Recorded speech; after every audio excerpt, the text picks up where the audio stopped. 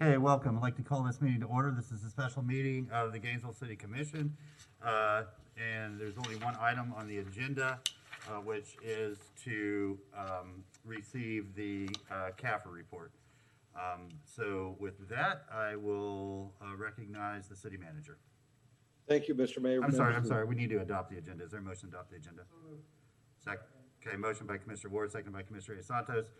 Madam Clerk, roll call vote. Commissioner Johnson? Aye. Commissioner Hayes Santos? Aye. Commissioner Ward? Aye. Commissioner Sacco is absent. Commissioner Ariola? Aye. Commissioner Simmons is absent. Mayor Poe? Aye, that motion passes unanimously. Now, Mr. Feldman. Thank you, Mr. Mayor, members of the commission. As you know, each year we present the comprehensive annual financial report to the mayor and city commission for your acceptance, and then we will transmit it to the Florida Auditor General and to other appropriate parties. This year, I just want to preface the remarks before Ms. Ramos introduces the item.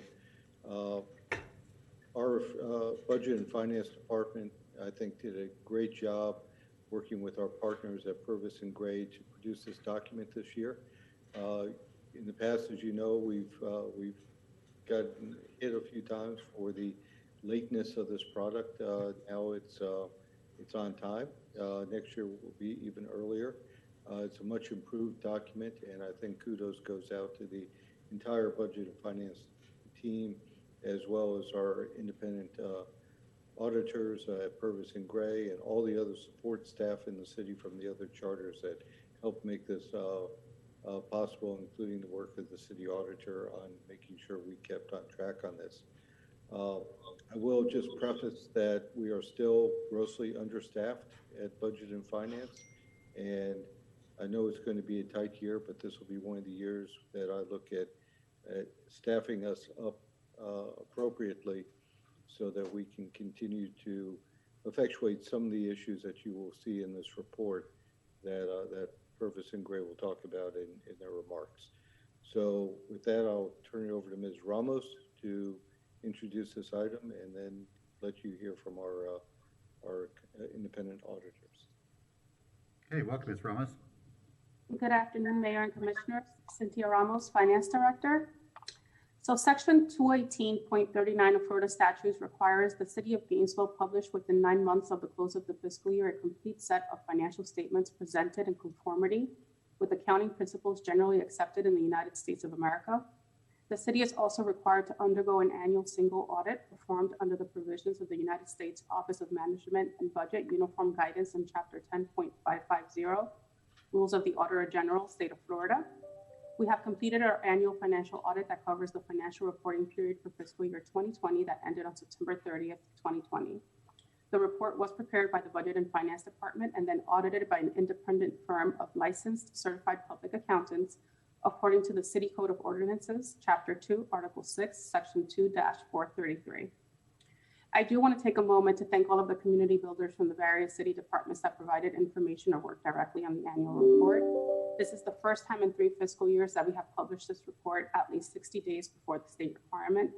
This accomplishment is a testament to the focus and dedication of our accounting division, and to them, especially Ms. Bennison, our accounting manager, I say thank you. Before I turn it over to Ms. Barbara Boyd, representing Purvis, Gray & Company, the independent auditor, for their presentation, I also do want to thank them for their time and effort on this audit. I believe they're in the audience, so Ms. Boyd, the floor is yours. All right, Ms. Boyd, welcome. It's good to see you with my own 2 eyes and live. It's been a very long time. All right, well, as Ms. Ramos said, I'm Barbara Boyd with Purvis, Gray & Company, your external auditors. I'm the partner in charge of your audit engagement, and with me today is Chris Davis. He is the manager in charge of the engagement. So I will be discussing the fiscal year 20 financial statement audit results. You should all have either this big bound book or a PDF version of it. Most of what's included in here is the financial statements or other items that were prepared by management, the responsibility of management. But there are a few items in here that have our letterhead on it that are our audit results. So I'll actually take you to page 249, which is PDF page 287 for those that have the PDF in front of them. And this summarizes many of our reports, so I like to just go to this page rather than take you all over the book. So on page 249, the first part 1 is summary of auditor's results. Item 1 is that the auditor's report on the basic financial statements contain an unmodified opinion. So that is a report on the basic financial statements as is listed on the table of contents. And an unmodified opinion is good. It means it's a clean opinion, the highest level of assurance that we as auditors can provide. And it means that based on the testing that we performed, there were no material errors. We concluded that there are no material errors in your financial statements that are included in here. Item number 2 is with regards to the internal controls process over financial reporting. So as part of any audit, we look at your internal control process. It helps us to determine which areas to focus our audit on. And as part of that process, if we identify any control deficiencies that we consider to be material weaknesses or significant deficiencies, we would include them in this report. And we do have a couple to discuss. We'll get to that in part 2, but we did identify material weaknesses and significant deficiencies. Item number 3 is with regards to compliance. Again, as part of the audit, we review to ensure that there's no material noncompliance, and we didn't identify any, so there's no noncompliance reported here. We also perform a single audit, which means that we select certain grants, major grants, and we dig into those and review the major compliance requirements with those grants. As part of that process, we also look at the internal controls over compliance. So items 4, 5, and 6 are basically telling you that we found no noncompliance with those findings or with those grants. We issued an unmodified opinion on compliance, and we had no significant deficiencies or material weaknesses over compliance for those grants. Item number 7 tells you which grants we selected as major programs this year. All right. Moving on to part 2, which is the financial statement findings. So you can see here 2020-01 bank reconciliations I'll just go through a brief summary of these. I won't go in detail into them, but is a material weakness, and this is a repeat finding from 2018. So basically this is explaining that bank reconciliations were not completed timely during the year, and when there were some discrepancies that were identified. 2020-02 on the following page is related to the financial close and reporting process. Again, this is a material weakness and a repeat finding from the past couple of years, and this is due to the number of audit adjustments that we had to propose during the year. We as auditors cannot act as a segment of the city's internal control process. So because the internal controls aren't catching these errors, it's considered to be a material weakness. 2020-03 and 2020-04 are new this year. And 2020-03 has to do with the schedule of expenditures of federal awards and state financial assistance. There were errors identified in that report, and this is the report that's used for us to select what the major programs, the major grant programs that we test, as well as information that's remitted to the federal government through the data collection form. So again, it's important for that report to be accurate. And then 2020-04 similarly has to do with the accounting for grant activity. And this is for the reporting of those grants. So there were some errors in the revenue recognized, not matching the expenditures during the year, so that was corrected. What all of those 4 comments have in common is really just the lack of reconciliation to the subsidiary records, the detail records. And like Mr. Feldman said, you have had a lack of, you have vacancies in that position, you have had significant turnover, so just having the people to perform those reconciliations is part of the issue.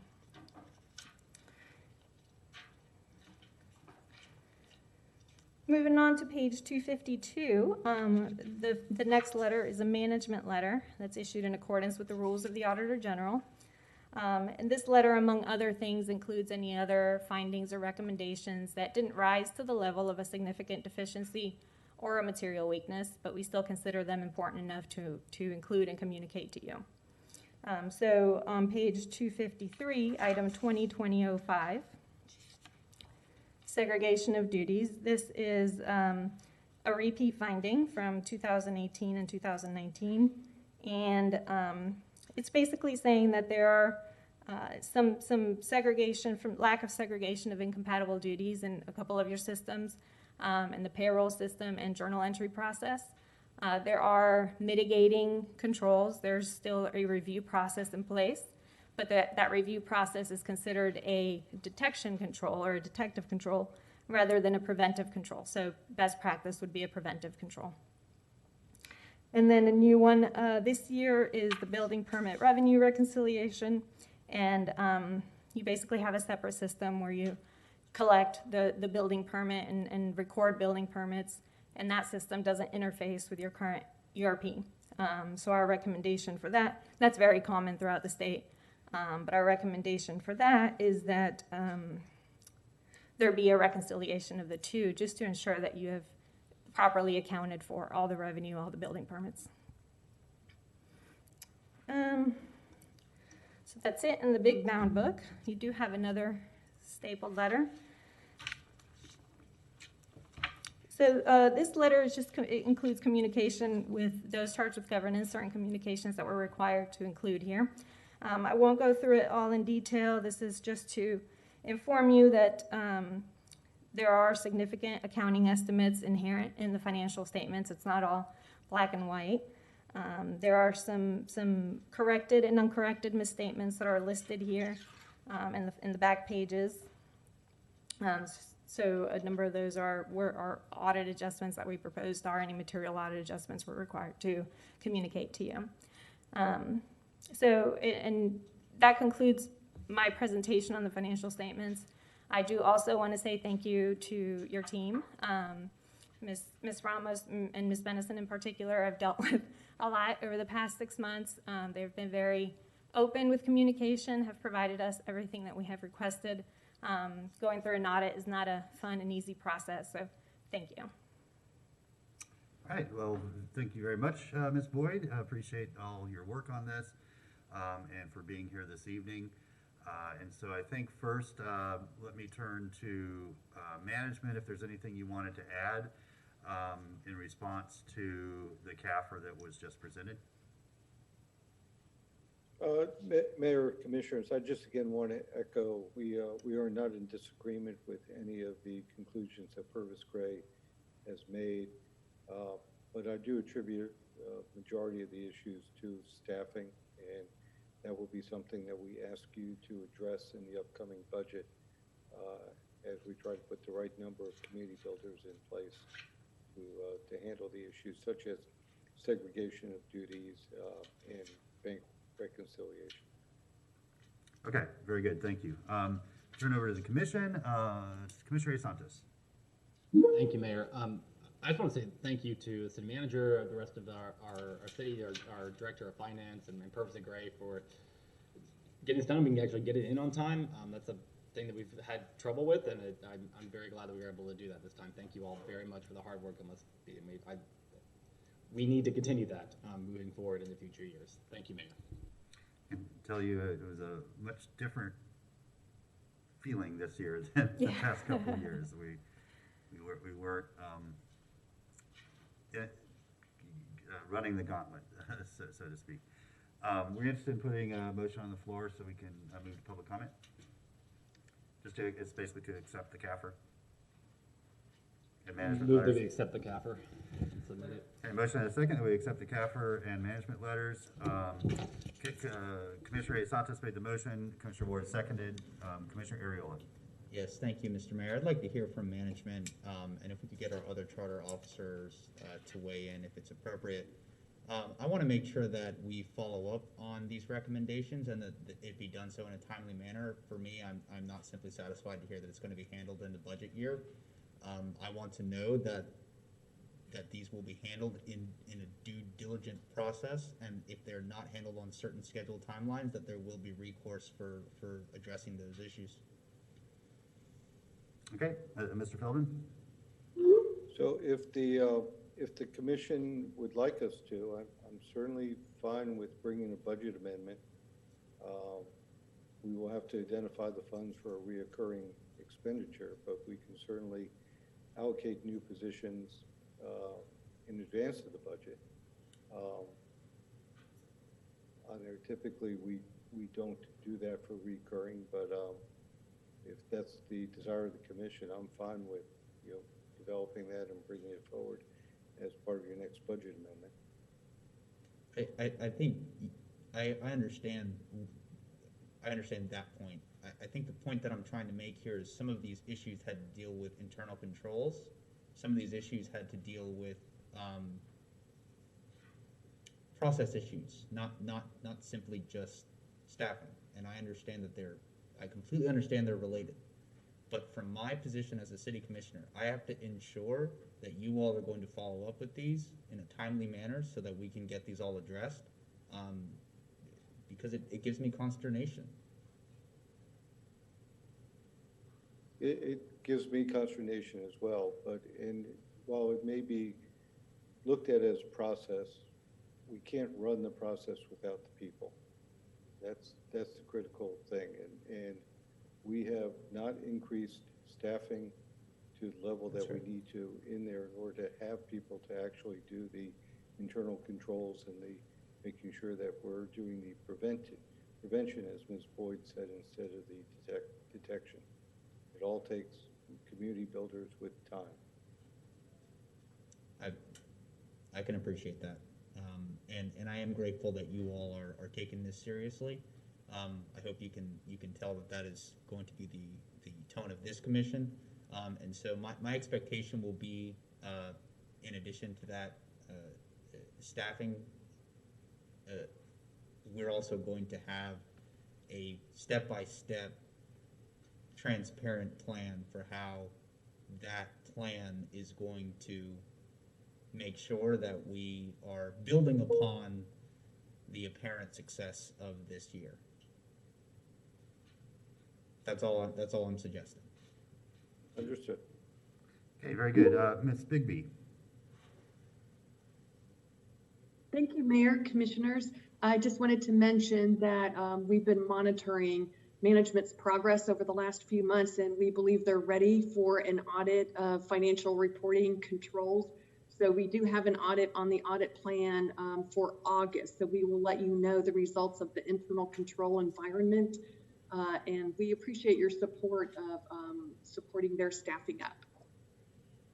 Okay, thank you, Ms. Bigby. We'll look forward to that. Okay, got a motion on the floor. We'll turn it over to members of the public, and we'll start with anybody in chambers.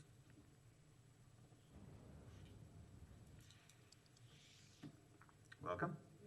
My name is Donald Shepard, People's Representative, and as of that, I speak upon what has transacted in the future.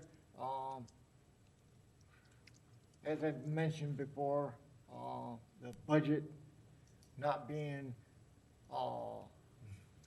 pulled up to the proper dates which were stated which would happen, and the budgets I felt were not equitable towards what the format had put out for our city plan. And it had been asked by several people for an audit to be done at that time, back in 2019, back in 2020. Here it is 2022, and we're still having financial problems that are transacting upon our city's balance sheets. When we look over the amount of money spent to the amount of money that's supposed to come in, therefore it is inactable of what our future is as a city. And this here is something that should be equitable to the general public also. and we have not seen it.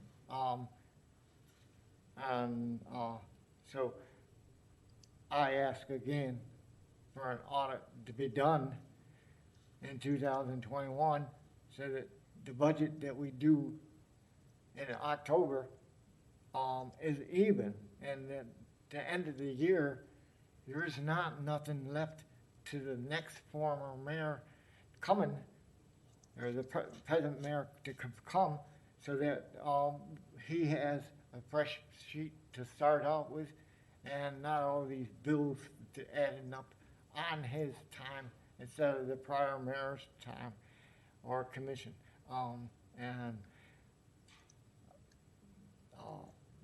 The businesses need help, and so this is another outlook which needs to take place.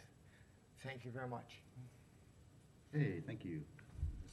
This moment for us to clean the dais. We'll ask for the next speaker.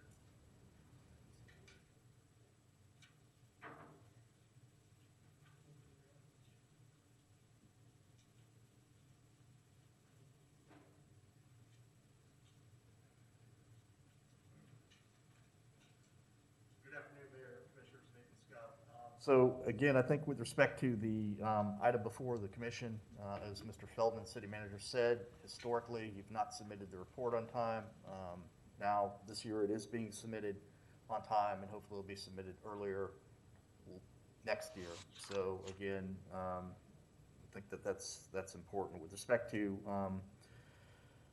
the report itself, there are ongoing concerns regarding lack of internal financial controls. I think one comment from Deus mentioned that.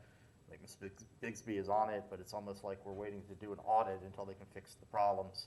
I think part of the benefit of an audit is identifying the problems so you know what to fix, not necessarily trying to put controls in place that meet the requirements of an audit, and then what have you. But I think there's lots of problems. I suspect that there may be other callers or what have you, but I just wanted to keep my comments short. Thank you.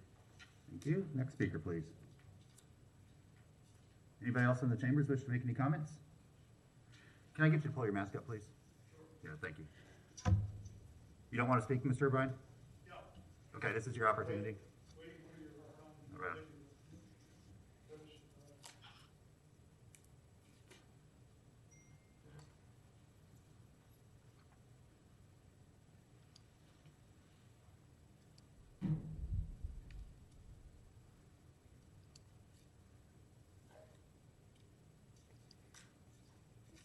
Hi, Mr. Poe and commissioners. Commissioners that are not here, and future commissioners. I'd like to thank Mrs. Boyd for her always professional presentation. I've come a long way to be here tonight to say hello to my friends and neighbors, fine people of Gainesville and Alachua County. I believe that these problems are bubbled to the surface for long enough. The meeting that you just completed, it sounds like you're getting ready to raise taxes and power fees again. I'd like to let the folks listening at home know that everybody has the evidence of what the problem is in their mailbox.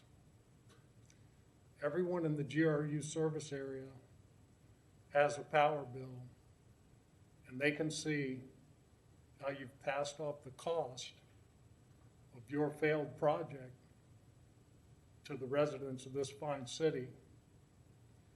Those particularly damaged are the low-income folks who are suffering from this regressive tax. There's only one person that's been here for 12 years,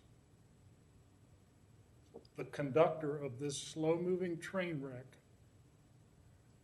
And I hope that there will be a time when they're held responsible for the mess that you have imparted on the people of Gainesville and Alachua County. The Auditor General's on their way with the audit, Mr. Shepherd. It's being completed as we speak. Mrs. Boyd has been working hard and spent a ton of y'all's money trying to weed through the mess that is the books of the city of Gainesville to figure out how they lost $1 billion. Tragic.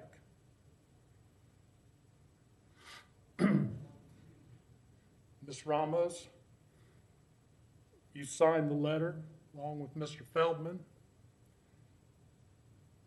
Mrs. Boyd knows her business. She's not responsible. She has reported what is her duty to report, and she has a get-out-of-jail-free card. So she has assurances from your people that they're going to take responsibility. All right, And thank you, Mr. O'Brien. I appreciate you being with not us many tonight in people- person, and Not I'm many glad that you're people so- read I'm sorry, this. sir, your time has expired. Page 32 says Bethany, all of can the we please go commissioners to anybody that is called are in on the call-in responsible. line? I need you to conclude. Your time has expired. Bethany, if you could take anybody calling in, please. This document, Sir, your Catherine, time's expired. Yeah, thank you. is going to be your ticket You're good. Yeah, you can have a seat. Thank you. to their place. Bethany, if you could please. Thank you, get the Mr. next Mayor. caller. No callers on the line at this time. Okay, thank you very much. Don't even try it. Gentlemen, we're good. Yeah, you can have a seat, Mr. O'Brien. We're good. We're good. Yeah, your comment's over. You can have a seat. We're good. Okay, thank you all for coming. Again, Purvis and Gray, thank you. I think we made a lot of progress this year, have a much improved process. We thank you for your findings, that we're always looking for ways to become a stronger organization, and that certainly is part of it.